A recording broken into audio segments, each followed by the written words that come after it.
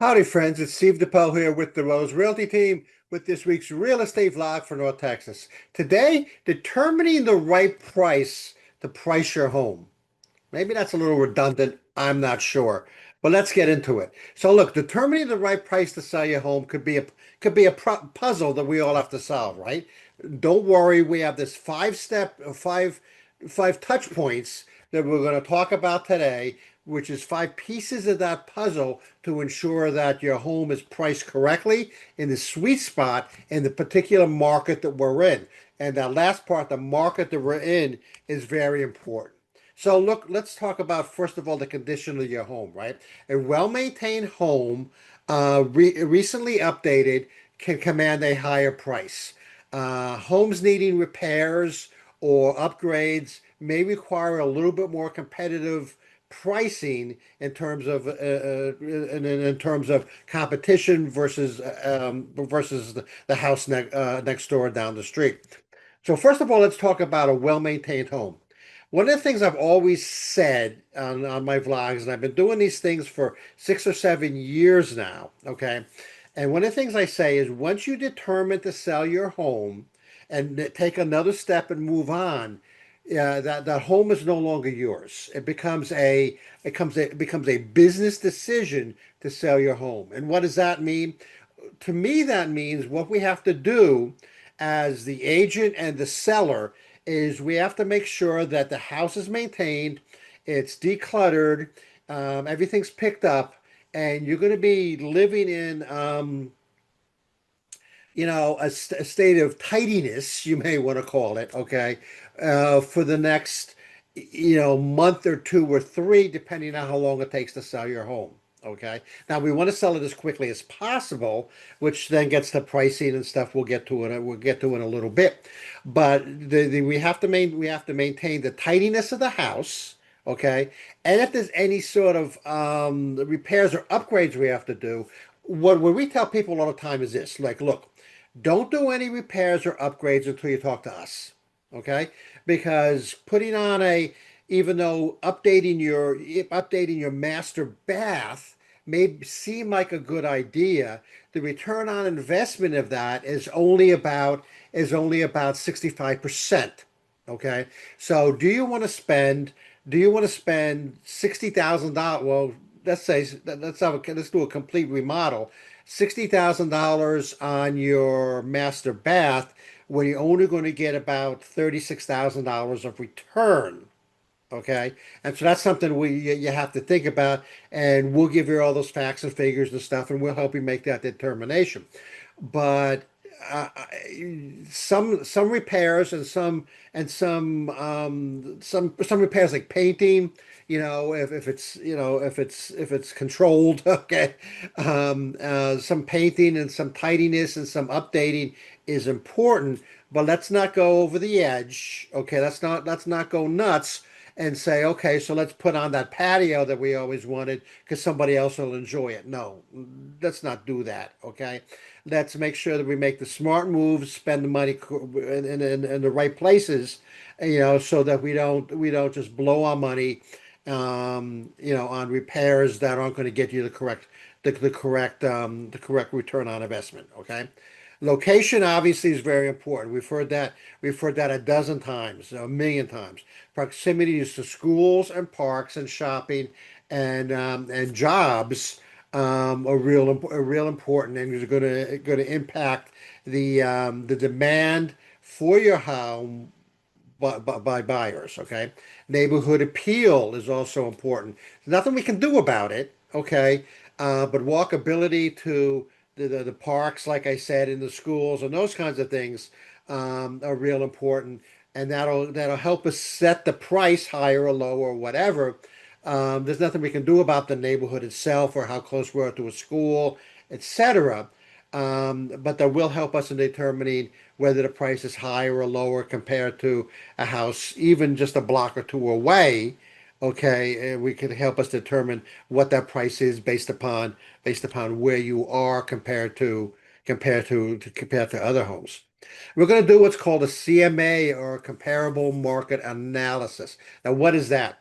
That is, if you don't know, we're going to look at number one, past sales, and we're probably going to go no further than about 6 months into the past.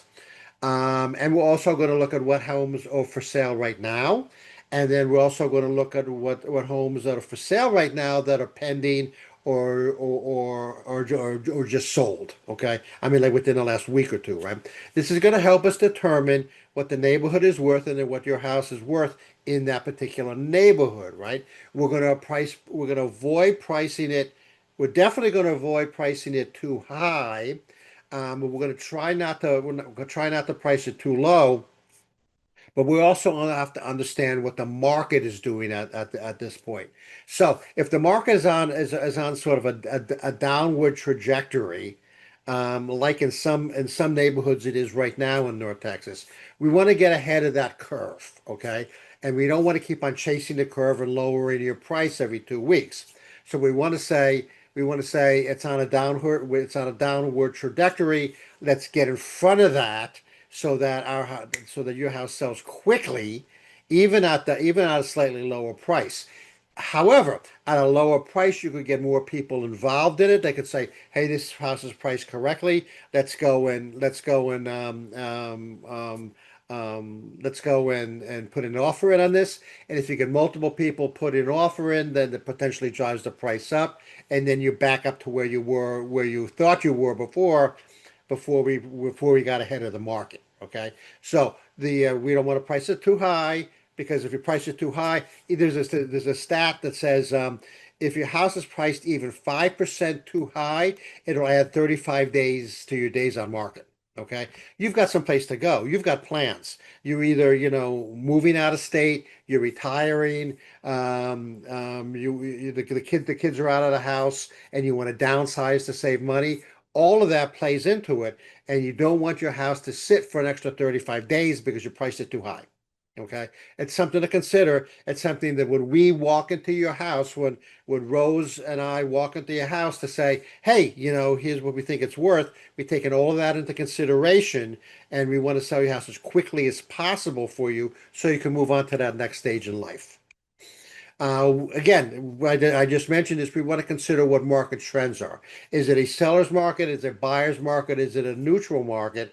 If it's a buyer's market, that means we want to get ahead of the curve, and price it maybe a smidge to 1, 2, 3, 5% lower, so that you get more buyers coming in, more eyeballs on your home, and it sells quicker. If it's a seller's market, like we were in back in 2021, 22, even beginning parts of 23. If it's a seller's market, we want to get ahead of that, and we want to understand what that means. We want to price it more neutral to high and slightly higher, so that you get more money out of it. And we want to be also adaptable based upon the market. So whether it's heating up or cooling off, we want you to understand where we are and what the market is doing, and we want you to be prepared. So if we agree to price it too high, then you're going to understand that we're going to come to you in 2 weeks when you haven't had any showings, you haven't had any offers, and nobody's at the open house. That's telling us that the market is rejecting our price, and we're going to have to lower it. And we're going to have to get ahead of the market then, and get you some eyeballs on the house and get you some people in there so that they can see your house and make an offer. We're going to understand what the feedback of the showings are, or what the showings say. So we're going to pay close attention to what the potential feedback is about the condition of the house, about the price of the house, and we want to adjust that accordingly. So, real estate agents can be brutally honest, or they can be wishy-washy. We want to pay attention to the brutally honest ones. They're going to say, "This house is priced way too high. My client rejected it. They didn't like the price of the house compared to the others in the neighborhood." At the same time, if there's something sort of like wrong with it, like it needs an update, the painting, it's too cluttered, whatever, we can adjust that, and we can maybe help you maybe declutter it and maybe move some stuff into storage. Okay, we have one branch of our organization that helps people with those kinds of things. with the decluttering and with the painting and those kinds of things, where we take over sort of the project management of it all, right? So you don't have to worry about that, but we'll make those decisions together based upon the feedback and based upon the condition of other houses, so that we know what we have to do in order to get people into your house and to get you an offer.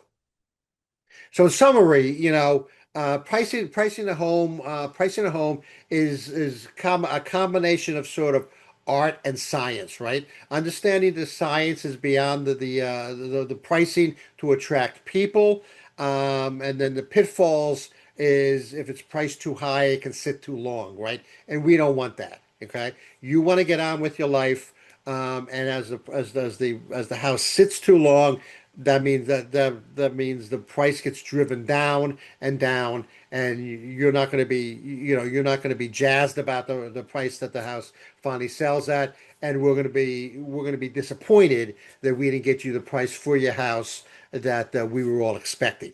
Okay, and so that's why the price of the house is important. We have to be realistic, and we have to get ahead of the market curve. Next week, we're going to talk about something that's kind of a follow-on almost to this and my previous vlog about the home buying process, about who pays closing costs. And I could probably just sum it up in one phrase: it depends, right? So there's a lot of misunderstandings and misconceptions about who pays the closing costs. The real truth of it is it's everything's negotiable, right? Maybe you've heard that buyers pay it, maybe you've heard that sellers pay it all, and it all just depends on how we're negotiating and who's expecting to pay and what the offer price is on the house. You could be prepared to pay as a seller. You could be prepared to pay the closing costs, but maybe the price of the price that you're selling at is lower than expected, and so you want to reverse that and you want to then negotiate a little bit more. And it all depends on the market and the selling price of your house and who it is that's buying your house, right? And so that all depends. It's all negotiable. We'll talk about that next week, about what some of those closing costs are, and then who sort of who traditionally, and who kind of we expect to pay what cost, and that'll come up next week. This is Steve. I am with the Rose Realty team. Until next week.